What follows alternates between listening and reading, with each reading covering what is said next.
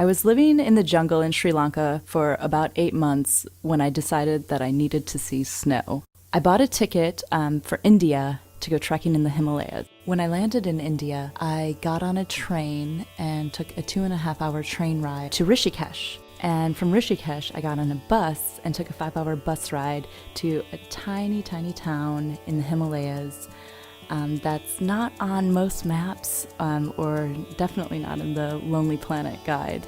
There were no hostels, hotels, motels, nothing, and ended up staying with a family there. The next morning I woke up and in my Converse and hoodie decided that I would go trekking in the Himalayas, thinking that I was very knowledgeable in hiking and camping from living in Bozeman, Montana for 7 years. Thought I would be completely prepared for this adventure. I had started my hike about mid-morning and was so taken back by the scenery that I didn't really notice how dark it was actually getting. So I kept walking, and there were beautiful clearings and snow-capped peaks and just kept going. And so I was looking out over the Himalayas, the most gorgeous scenery I've ever seen in my life. And as I'm looking out, I see these massive gray-black clouds coming towards me. A huge snowstorm. And it's coming fast. And so I'm sitting there watching it. And as I'm sitting there watching it, I look down at my worn-out Converse Chucks. And I got really chilly.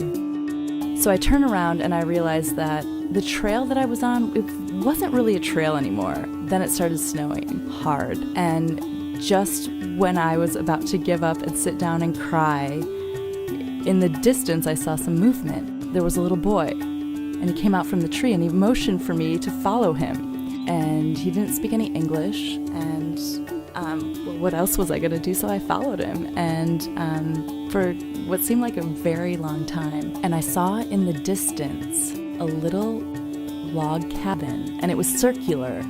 And in the very middle there was a chimney. And from the chimney there was smoke billowing. The little boy knocked on the door. And then I heard someone inside and some rustling, and they were speaking to each other in a language that I didn't understand. And then I heard from inside with a thick accent say, "Just 1 minute." And so I waited. And then the door creaked open slowly, and a man wearing no shirt, a sarong, with dreadlocks probably to his feet, piled on top of his head, with markings of a holy man on his forehead, yelled to me, "Hello!" He wanted me to come inside, and he gave me chai tea and some lentils and rice, and we sat around his fire in the middle of his room, and he told me that he had built this cabin himself many years ago when he realized that he was a holy man, and he's been living in the mountains ever since. And sometimes people come to him and ask him for advice. He tried to tell me stories, and I tried to tell him stories, and the little boy sat and listened. After a while, he looked at me and he said, "Do you know Sab Siri?" And I thought, oh my gosh, what is this? Sab Siri, what is Sab Siri? Tell me, please, what is Sab Siri? Thinking that maybe he's going to tell me the meaning of life. And so I grabbed his hand and I said, "Please, holy man, tell me, what is Sab Siri?" And he motioned one finger as if to tell me, wait just one moment and take this in.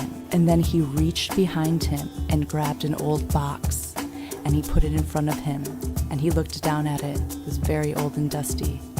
And then he blew the dust off the box and brushed it with his hand.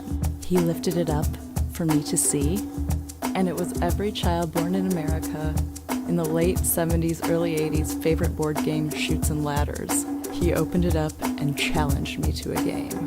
There were times during the game that we both stopped, and he, with his amazing belly laugh, just looked at me and giggled, and I did the same. And the little boy watched and giggled too, and the best part was, I kicked his ass.